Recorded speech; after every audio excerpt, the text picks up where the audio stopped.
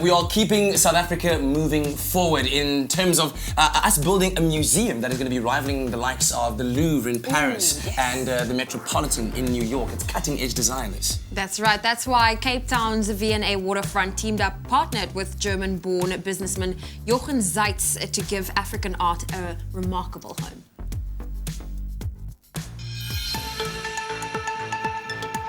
Now imagine this, having 42, 33-meter high cylindrical concrete tubes, but not having really the space inside to enjoy the full experience of the volume. Now imagine having to redesign this into a functional space that not only pays homage to its historical heritage, but can also become a major non-profit cultural institution that houses the most significant collection of contemporary art from Africa.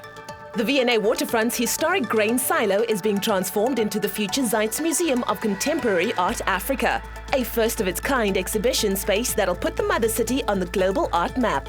Looking at this construction next to us, the first question I must ask is, how do you even begin to imagine the process of turning 42 concrete structures into a place where people can actually experience contemporary culture? It's an incredible challenge. I mean, the concrete tubes themselves being a round form, not very easy to hang art on the walls, but we were very lucky to find an architect called Thomas Heatherwick, an industrial designer by trade. There's two major moves that Thomas went with. There's the atrium, which ties the elevator building and the storage annex together.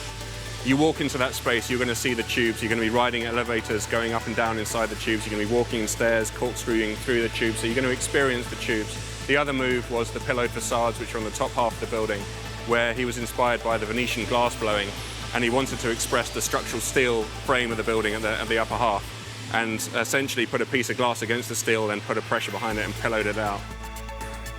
By night, the more than 100 specially crafted pillared glazing panels will transform the building into a glowing beacon in the harbour. We're looking down on the museum at the moment, so we're looking down onto the 42 circular tubes. There's still going to be 3 more floors that come after that, up to level 6, which will then form the restaurant level and the sculpture garden. When it came to putting down the landmark of what would essentially be, I guess, the most significant building of art on the African continent, why do you think that this particular space or this particular precinct was the most appropriate place to build it in? Being an old industrial building with no windows, it doesn't lend itself naturally to a hotel or a residential type building. It was also a repository for produce of the country, and we found great resonance with the fact that it's now going to be used to store art. It's going to be inspiring and magical. It's going to be amazing.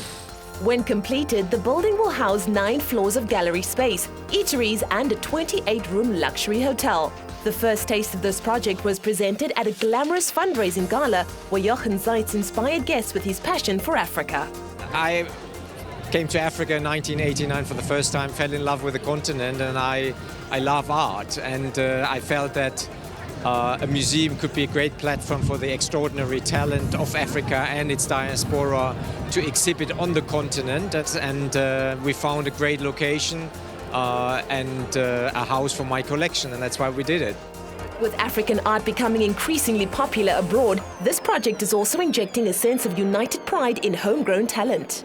I quite like how they are integrating elements of history, elements of architecture, and showcasing the level of innovation that is available in this part of the world. If you look at how contemporary South African art has increased in value over the last couple of years, you realize if you want to invest in any art in the world, you want it to be either South African or African art. I've had the opportunity to travel quite a bit. If you come to South Africa, if you come to Africa and you see the beauty of the things, people make things handcrafted and you look at it and it's amazing, and it always has a story to tell.